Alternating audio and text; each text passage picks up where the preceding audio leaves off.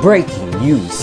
U.S. military installs temporary pier in Gaza for humanitarian aid. President Ferdinand Marcos Jr. is calling for a major improvement in the country's higher education system. Bamban Mayor Alice Go may face perjury charge. A senior citizen was run over by a minor rider in Tondo. Star Power Dongyan Katden Donbel dominate Box Office Entertainment Awards 2024.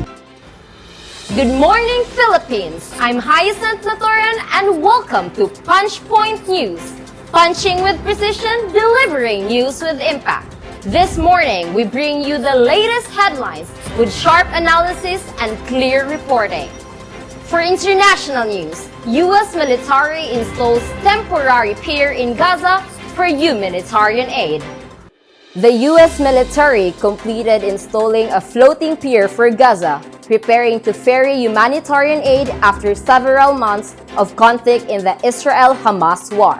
Over 2 months after U.S. President Joe Biden ordered construction, a complicated delivery process has been set up to assist Palestinians struggling with starvation due to war interruptions.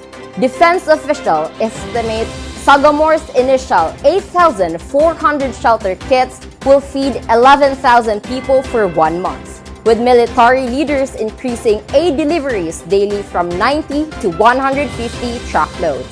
Israel is launching a pinpoint operation to dismantle Hamas from Rafah, its last major stronghold, but faces international opposition, including the U.S., to this major offensive. This is Hyacinth Jane Maturan, Punch Point News. For national news, President Ferdinand Marcos Jr. is advocating for substantial enhancement to the nation's higher education system. President Ferdinand Marcos Jr. is calling for a major improvement in the country's higher education system. The president made the call during the National Higher Education Day Summit, highlighting the fact that not a single Philippine university cracked the top 100 in the recent Times Higher Education's 2024 Asian University Rankings.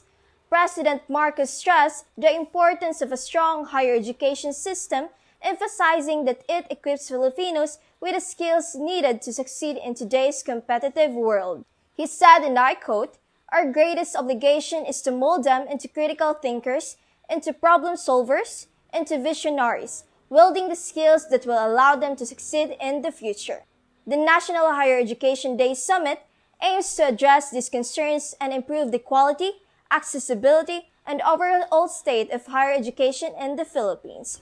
This is Shanai Sagalar, Punch Point News. Coming up next for national news, Bamban Mayor Alice Go may face perjury charge. This is Punch Point News and we will be right back.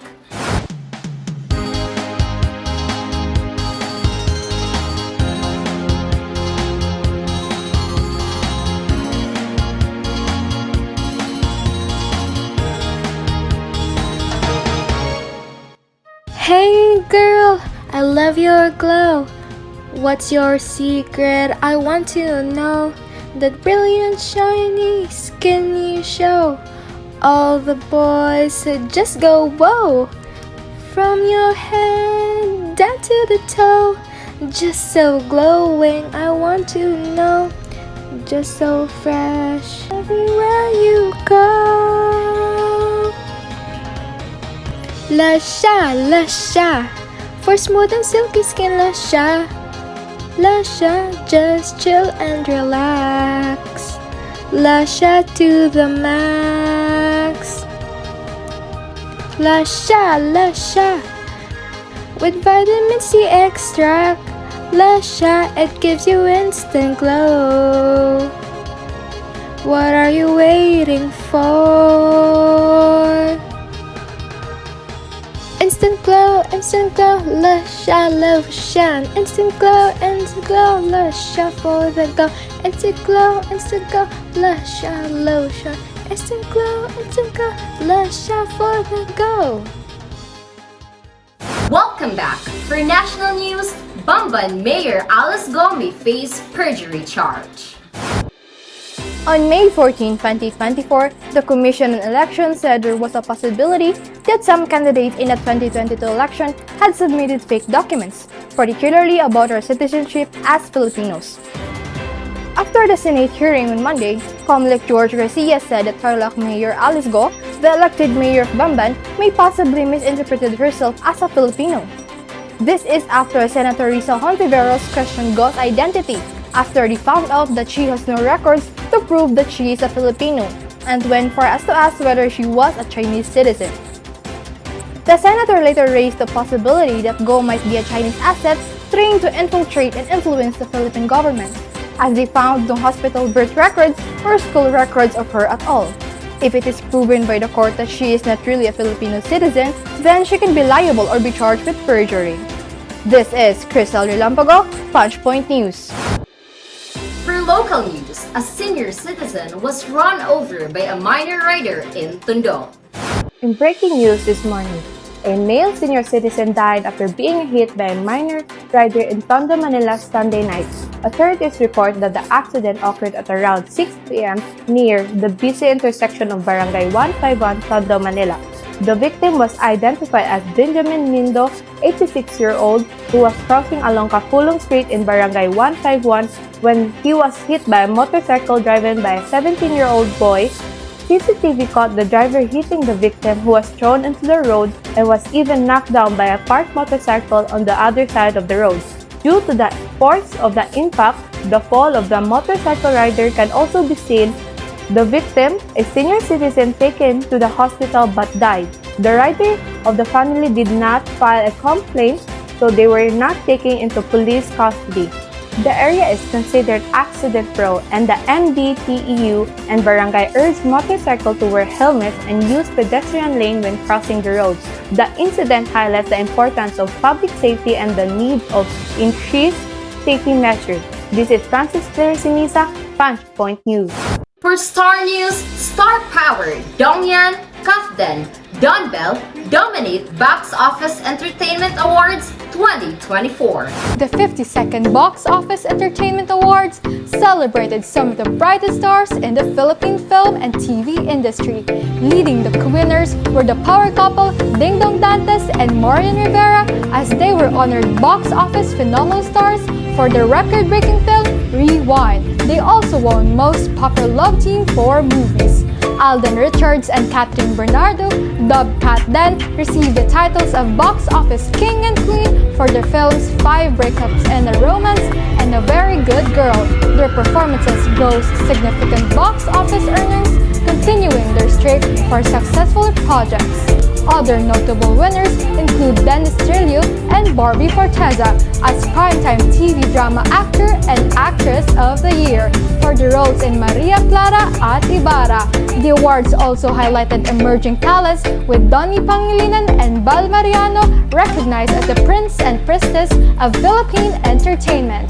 This year's event marked a significant celebration of the industry's resilience and success post-pandemic. This is Brianna Narita, Punchpoint News. For sports news, NU claims the Season 86 Women's Volleyball Championship. The National University Lady Bulldogs are the new queens of UAP Women's Volleyball, dethroning the University of Santo Tomas Golden Tradices in thrilling four-set finale. NU veteran-laden squad proved too much for the error-prone USD side, prevailing 25-23, 23-25, 27-25, 25-16 in Game 2 of the Season 86 Championship Finals last Wednesday at the SM Mall of Asia Arena in Pasay. League MVP Eliza Solomon lead the way for the Lady Bulldogs, scoring in a game-high 27 points. Micaela Beled added 20 markers, while Evangeline Alinsug and Shayna Toring shipped in 13 and 10 points respectively. This is NU's second UAAP Women's Volleyball crown in the last 3 seasons, and their 4th overall title in program history. This is Megan Perbacongol, Punchpoint News. Coming up next for feature news, Marcos deepfake, file against social media users. This is Punchpoint News, and we will be right back. Yeah.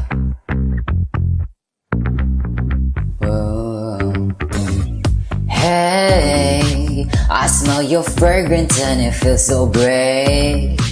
You make me love it, so don't run away. Drunk on your perfume of your presence, hey, I'll never be the same. Spinning here alone, feeling kinda strange, wishing I could get another taste of your sweet, young. Yeah, all I need is your perfume. Paradise, my nose. So alive, I could die if it's on. Sweet Cheon. Sweet Cheon. Sweet Cheon. Made from organic materials, giving you a fresh vanilla scent. So what are you waiting for? Let's see on. Welcome back for feature news. Marcos deepfake file against social media users. Several social media users are facing cybercrime charges for uploading a deepfake audio of President Ferdinand Marcos Jr., falsely depicting him ordering military action against China. The complaint was filed by the kapisanan ng social media broadcasters ng Pilipinas Incorporated before the Philippine National Police Anti-Cybercrime Group. The audio deepfake had Marcos ordering the armed forces of the Philippines to intervene if China posed a threat to the country. The file complains against people spreading falsehood on social media, especially when national security is at risk. They have identified around 10 persons responsible for uploading the deepfake on 4 or 5 social media sites.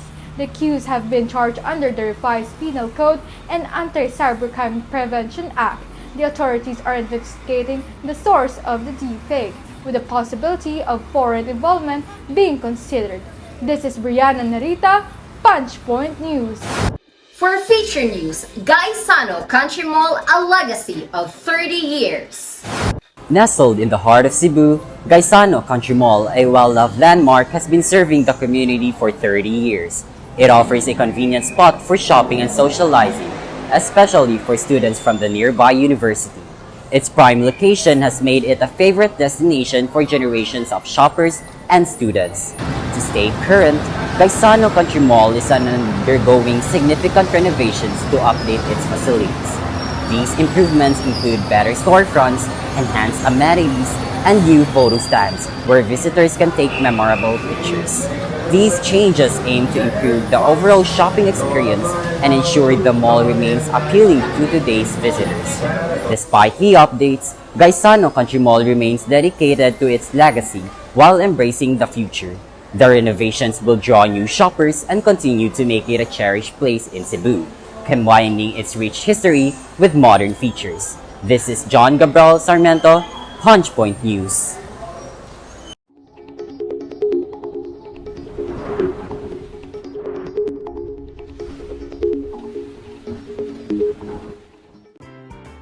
In Manila, expect mostly sunny sky with no rain and highs around 34 degrees Celsius. Cebu will also have clear skies with temperature peaking at 34 degrees Celsius and a very high UV index of 12, so make sure to use sun protection.